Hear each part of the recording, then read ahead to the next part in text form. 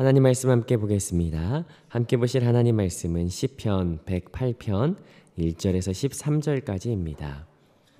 시편 108편 1절에서 13절까지 우리 다 찾으신 줄 알고 한 목소리로 함께 합독하도록 하겠습니다. 함께 읽습니다. 시작. 하나님이여 내 마음을 정하였사오니 내가 노래하며 나의 마음을 다하여 찬양하리로다. 비파야 수금아 깰지어다. 내가 새벽을 깨우리로다. 여호와여 내가 만민 중에서 주께 감사하고 문 나라 중에서 주를 찬양하오리니 주의 인자하심이 하늘보다 높으시며 주의 진실은 궁창에까지 이르나이다. 하나님이여 주는 하늘 위에 높이 들리시며 주의 영광이 온 땅에서 높임 받으시기를 원하나이다. 주께서 사랑하시는 자들을 건지시기 위하여 우리에게 응답하사 오른손으로 구원하소서. 하나님이 그의 성소에서 말씀하시되 내가 기뻐하리라. 내가 세겜을 나누며 숫꽃 골짜기를 측량하리라. 길라앗이 내 것이요 므낫세도 내 것이며 에브라임은 내 머리에 두고요 유다는 나의 규이며 모압은 내 목욕통이라. 에돔에는 내 신발을 벗어던질지며 블레셋 위에서 내가 외치리라 하셨도다. 누가 나를 이끌어 견고한 성읍으로 인도해 드리며 누가 나를 에돔으로 인도할꼬. 하나님이여 주께서 우리를 버리지 아니하셨나이까. 하나님이여 주께서 우리의 군대들과 함께 나아가지 아니하시나이까. 우리들 대적을 치게 하소서. 사람의 구원은 헛됨이니이다. 우리가 하나님을 의지하고 용감히 행하리니 그는 우리의 대적들을 밟으실 자이심이로다. 아멘. 시편을 묵상하다 보면 때때로 시인이 가진 감정과 시인의 시름을 마주할 때가 있습니다. 오늘 시편도 시인의 깊은 시름과 탄식이 쏟아져 나오는 그런 내용 가운데 하나인데요. 오늘 시인의 감정을 한마디로 표현한다면 그럼에도 불구하고 라고 한 단어로 정리할 수 있지 않을까 싶습니다. 여전히 해결되지 않은 아픔과 애달픔이 있지만 그러나 이 모든 상황을 뒤로 한 채 결연한 의지를 보이는 오늘 우리가 묵상하는 시편 8편에서 바로 그런 시인을 만나게 됩니다. 오늘 이 시는 13절로 짧은 절수를 가지고 있지만 이 5개의 장면으로 구분할 수가 있을 것 같아요. 1절부터 4절, 5절부터 6절, 7절부터 9절, 10절부터 11절, 12절부터 13절 이렇게 5단락으로 나눠볼 수 있는데요. 이 장면을 따라서 같이 함께 말씀을 살펴보면 좋을 것 같습니다. 자, 앞서 말씀드렸다시피 오늘 내용 가운데 시인은 결연한 의지가 있다라고 말씀을 드렸습니다. 우리 1절에 보니까 1절 같이 한번 읽어보도록 하겠습니다. 함께 읽습니다. 시작. 하나님이여 내 마음을 정하였사오니 내가 노래하며 나의 마음을 다하여 찬양하리로다. 먼저 여기에서 하나님 제 마음을 정했습니다 라고 이야기하죠. 우리도 종종 그런 이야기합니다. 야, 나 결심했어. 나 마음을 정했어 라고 이야기하는데요. 여기 특별히 1절에서 이 마음을 정하다 라고 하는 말은 이 절대 흔들리지 않기로 결정하는 것이라고 하는 굉장히 강한 표현으로 볼 수가 있습니다. 그래 결정하는구나 뭐 그렇게 할 수도 있죠. 그러나 우리 조금만 더 생각해 본다면요. 왜 이런 결정을 할까? 흔들리니까 결정하는 것이죠. 여러분 지금 시인은 굉장히 흔들리고 혼란한 상황 가운데 있습니다. 무엇이 시인을 이렇게 흔들리게 할까? 사실 언뜻 보면 잘 드러나지 않습니다. 5절만 봐도 하나님이여 주는 하늘 위에 높이 들리시며 주의 영광이 온 땅에서 높임 받으시기를 원하나이다 라고 하면서 그냥 찬양하는 것 같습니다. 고백하는 것 같습니다. 그런데 그 다음 절 6절을 좀 찬찬히 살펴보면요. 6절 같이 한번 읽어보시죠. 시작. 주께서 사랑하시는 자들을 건지시기 위하여 우리에게 응답하사 오른손으로 구원하소서. 여러분 이 절을 통해서 알 수 있는 것 2가지가 있습니다. 첫 번째는 지금 시인이 기도하고 있구나라고 하는 건 알 수 있죠. 먼저 5절에서는 하나님께 그 이름을 높여드리며 그리고 6절에서는 자신의 간구를 쏟아놓는 기도하고 있다는 거 우리가 알게 됩니다. 그리고 두 번째 알게 되는 것도 있어요. 그건 뭐냐면 시인은 지금 어떤 상황에 처해져 있구나라고 하는 겁니다. 그거는 이 간구의 내용을 통해서 알 수 있는데요. 6절 하반절에 보니까 간구의 내용이 뭡니까? 간구도 역시 2가지입니다. 6절에 보니까 우리에게 응답해 주십시오. 그리고 오른손으로 구원해 주십시오라고 하는 이 2가지죠. 먼저 응답해 주십시오라고 하는 이 간구를 좀 생각해 보면요. 어쩌면 시인은 이전에 간구했었고 기도했었고 그리고 기도가 응답되기를 간절히 바랬던 것 같습니다. 그건 6절 앞부분에 나와 있는 내용인데요. 주께서 사랑하시는 자들을 건져달라는 간구였죠. 그러나 이 기도가 응답되지 않았다라고 하는 것을 지금 전제로 하고 있어요. 그러므로 지금 시인은 주께서 사랑하신 자들, 이 공동체의 위기를 맞고 있다라고 하는 것으로 우리가 보게 됩니다. 그런데다가 이 두 번째 간구, 오른손으로 구원해 주십시오라고 하는 이 간구를 통해서 알 수 있는 것, 여러분 보편적으로 성경에서 오른손이 상징하는 것이 있지 않습니까? 강력한 힘과 강한 능력, 이것이 오른손이 상징하는 것이죠. 그러니까 하나님의 그 능하심과 그 힘으로 이 공동체를 건져달라고 하는 기도, 지금 어떻게 기도하고 있고 어떤 감정이 터져 나오는지 표현하고 있지는 않지만, 그러나 이 짧은 절 이 가운데서 우리가 들여다볼 때 우리는 이 시인의 간절함과 애끓는 마음 우리가 발견하게 된다라고 하는 것이죠. 그런데 이 상황은 이 10절과 11절을 통해서 좀 더 분명하게 알게 됩니다. 우리 10절 11절 같이 한번 읽어보도록 하겠습니다. 함께 읽습니다. 시작.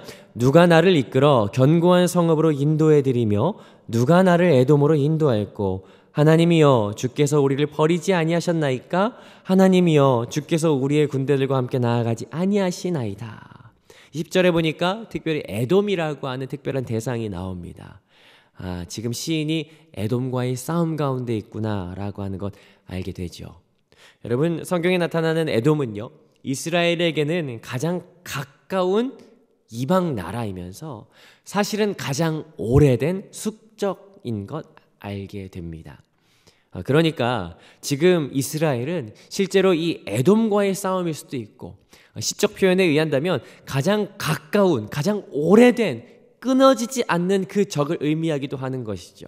근데 그 문제는 뭐냐면 그 싸움에서 지금 이스라엘이 패배해 있는 것 같아요. 그 성이 견고한 성읍이라고 말하고 있고 그 성을 누군가의 도움 없이 들어갈 수 없다는 것, 우리 10절 내용 아니겠습니까? 마치 이기고 싶은데 이길 수 없는, 이겨야만 하는데 주저앉을 수밖에 없는, 이 넘어뜨려야만 하는 저 대적은 너무도 견고한 성읍이기 때문에 좌절해 있는 이 상황. 얼마 전에 저희 청년들과 이 근처에 있는 비음산에 다녀왔습니다. 갈 때 저희 아이들도 같이 함께 데려갔거든요. 올라가는데 뭐 청년들이나 어른들이 올라가기에는 그다지 어려운 산은 아니지만 저희 애들이 가기에는 어려운 산이었던 거예요. 쉬고 가고 하는데도 다리도 너무 아프고, 그래서 저희 막내가 결국에는 울면서 엄마 아빠가 맞냐고, 왜 이렇게 힘든 고생을 시키냐고라고 하면서 저희를 원망하더라고요. 여러분, 그런 거 아니겠습니까? 우리도 넘고 싶은데, 이기고 싶은데 이기지 못하고 주저앉을 수밖에 없는 그 상황 가운데 이 좌절감과 패배감 속에 괴로운 나날을 보낼 때, 그래서 시인이 11절 이런 고백하게 되죠. 하나님, 왜 우리 버리셨습니까? 하나님, 왜 우리와 함께 싸우지 않으시는 겁니까? 여러분, 얼마나 이 패배가 참담했길래 이들이 하나님 우리 버리셨다라고 말할 수밖에 없을까? 본문에는 드러나지 않지만 아마 올라오는 그 눈물을 삼켜가면서 하나님 우리 버리신 거 아닙니까? 왜 우리와 함께 싸우지 않으십니까? 라고 하는 그 원통함과 비통함을 토해내는 것, 우리가 이 시의 이 문맥에서 알게 되는 것이죠. 간절한 갈망이 있는데 꺾이고 또 꺾여서 무릎을 꿇을 수밖에 없는 이 시인의 상황, 이 시인의 눈물, 우리가 발견하게 됩니다. 그런데 우리가 어쩌면 이런 눈물의 간구, 주저앉을 수밖에 없는 이 원통함과 비통함, 사실은 우리가 시에서만 보는 것이 아니라 우리 가운데도 있지 않나라고 하는 생각하게 되죠.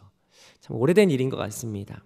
신대원 3학년을 마치고 함께 공부했던 전도사님과 우리 공부해서 더 깊이 연구해서 말씀을 잘 가르치고 우리 배워서 남주자라고 하면서 양평에 있는 액치라고 하는 학교에 대학원의 석사, 박사 과정에 이 원서를 냈었던 적이 있었습니다.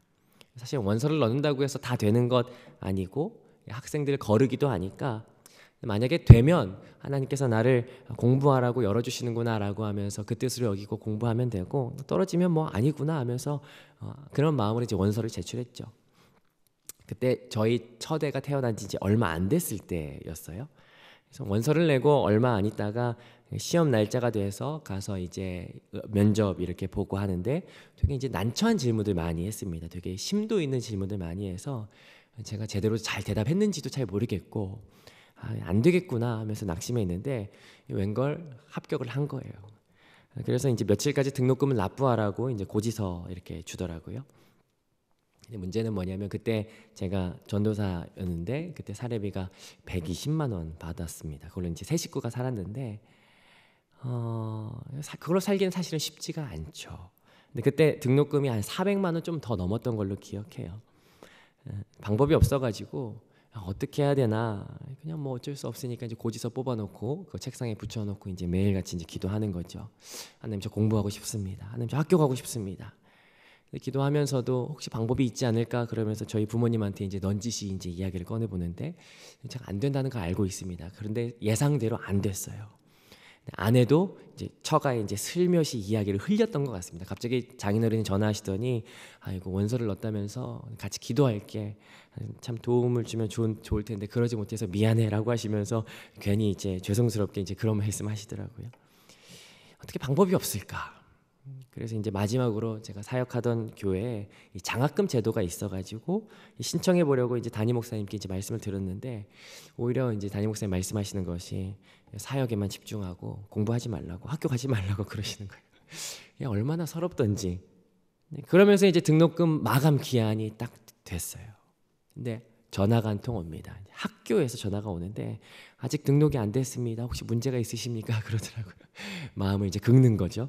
여차저차하다라고 이야기하니까 이제 하는 말이 분납도 가능합니다. 앞으로 기간을 일주일 더 드릴 테니까 일주일 안에 분납금 1회차를 이제 납부하시면 등록이 됩니다라고 하더라고요. 사실 그때 이제 분납도 안 되는 상황이었거든요. 그 일주일이라는 기간 동안 정말 많이 울고 정말 많이 원망도 많이 했던 것 같아요. 하나님 왜 저와 함께 하지 않으시는 겁니까? 하나님 저 버리시는 거 아닙니까? 이렇게 기도 많이 했던 것 같은데 정말 여러분 이기고 싶은데 넘고 싶은데 넘지 못해서 좌절했던 저와 같은 저 혹시 여러분도 있지 않으십니까? 사실 오늘 시인의 눈물이 바로 그런 좌절의 눈물이죠. 그런데요, 이 시인이 그 아픔과 좌절을 가지고 기도하는 중에 사실은 하나님의 응답을 경험하게 돼요. 여러분 우리가 시편 107편 통해서도 봤지만 하나님은 당신을 향하여 부르짖는 자들을 향해서 들으시며 응답하는 분이십니다. 특별히 여기 보니까 성소에서라고 이야기하고 있어요. 7절에 보니까 성소라고 하는 그 하나님의 깊은 존전 가운데서 예배하며 기도하는 가운데 하나님께서 응답하시는 그 응답을 들어요. 7절부터 9절인데 7절 우리 같이 한번 읽어보겠습니다. 7절 함께 읽어보시죠. 시작. 하나님이 그의 성소에서 말씀하시되 내가 기뻐하리라. 내가 세겜을 나누며 숫꽃 골짜기를 측량하리라. 하나님께서 그의 성소에서 말씀하시는 거예요. 뭐라고 합니까? 내가 기뻐하리라 라고 하는데 사실 이 번역은 좀 아쉽습니다. 이 기뻐하리라 라고 하는 말은 알라즈라고 해서 사실 다른 곳에서는 승리하리라 라고 하는 말로 번역되거든요. 그러니까 하나님께서 성소에서 이렇게 말씀하시는 거예요. 야, 내가 승리하였다 라고 말씀하시는 거예요. 내가 세겜을 나누고 숫꽃 골짜기를 측량한다. 전쟁에서 승리해서 그 땅을 빼앗고 여러분 이거 굉장히 놀라운 건 아니겠습니까? 하나님께서는 이 놀라운 것을 아주 쉽게 하신다라고 하시는 거예요. 내가 커다란 땅덩어리 나누기도 하고 측량하기도 한다. 8절에 보니까 길르앗도 내 거고 므낫세도 내 거다. 특별히 여기 7절 8절에 나오는 이 세겜, 숫꽃, 길르앗, 므낫세는요, 이 북이스라엘의 대표적인 지명들입니다. 이 모든 이스라엘을 상징하는 이 8절 후반부 에브라임은 내 머리에 투구처럼 쓰고 유다는 내 규처럼 들고 다닌다. 아마 지금 이 시인이 보고 있는 이 상황, 시인이 살고 있는 이 시대는 북이스라엘 아수르에게 끌려갔고 남유다는 이미 바벨론으로 망하여서 포로로 다 끌려갔던 그런 상황처럼 보입니다. 그럼에도 불구하고 하나님께서는 북이스라엘, 남유다 모든 땅을 측량하고 다시 회복하고 당신의 손에서 모든 것이 가능하다라고 하는 그 모습 하나님께서 보여주신다라고 하는 것이죠. 더군다나 9절은 이렇게 이야기하거든요. 9절 같이 한번 읽어봅니다. 시작. 모압은 내 목욕통이라. 에돔에는 내가 신발을 벗어 던질지며 블레셋 위에서 내가 외치리라 하셨도다. 여기 세 국가가 나옵니다. 모압, 에돔, 블레셋. 이 세 나라는요, 이스라엘에게 아주 오래된 적이고 끊임없이 이스라엘 괴롭혔던 아주 이스라엘에게는 치명적인 국가들이었어요. 이기지 못했던 국가들. 그러나 하나님께서는요, 야, 모압 그거 목욕통이야 라고 하세요. 우리식으로 말하면 야 그거 그냥 세숫대야밖에 안 돼, 뭐 그런 말씀이시죠. 에돔이요? 야 에돔 그거 내 신발장이야. 블레셋에 대해서 이야기하는 것은 세 번역이 사실 번역을 잘했어요. 블레셋을 격파하고 승전가를 부르련다. 한마디로 말하면 뭡니까? 야 너희가 그렇게 이기지 못해서 전전긍긍하는 그 적들, 야 그거 나한테는 별거 아니다 라고 말씀하시는 거예요. 여러분 지금 어떤 상황인지 지금 여러분 이해가 되시는 거죠? 기도 가운데 하나님이 어떤 분이신지를 지금 시인이 다시 알게 돼요. 저는 이걸 한마디로 표현하고 싶습니다. 뭐냐면 은혜를 경험한다라는 것으로 표현하고 싶어요. 여러분 우리가 흔히 말하는 나 은혜 받았어 라고 하는 이 말의 정체가 여러분 대체 무엇일까? 그렇죠? 이렇게 좀 떨리는 감정? 아니면 뭐 이렇게 약간 감동? 아니면 마음이 막 찡하는 거? 여러분 사실 우리가 은혜 받았다라고 하는 것의 이 본질은요, 하나님이 누구신지를 알게 되는 사건을 말하죠. 예배를 통해서, 기도를 통해서, 말씀을 통해서 그 크신 하나님이 어떤 분이신지 발견할 때, 그 하나님이 내가 이전에 알던 그 하나님보다 더 크고 높으시며 능력이 많으시다라고 하는 것을 내가 감각적으로 내 영혼이 경험할 때, 알게 될 때 우리는 그렇게 은혜 받았어 라고 이야기하죠. 여러분 아시겠지만 누군가의 알지 못하던 면모, 누군가의 숨겨진 그 사실을 알게 된다는 건 참 놀랍고 좋은 일입니다. 그걸 알게 될 때 그렇게 좋을 수가 없어요. 일례로 청년부의 자매 하나가 얼마 전에 결혼했거든요. 처음에 이 형제를 만나면서 결혼했던 말이 형제 직업이 농부라서 좀 걱정이긴 한데 뭐 비닐하우스 뭐 몇 동 가지고 있으면 먹고 살 수 있겠죠. 그렇지만 제가 더 사랑하니까 자기가 좀 애써 보면서 만나보겠습니다 라고 그렇게 이야기하더라고요.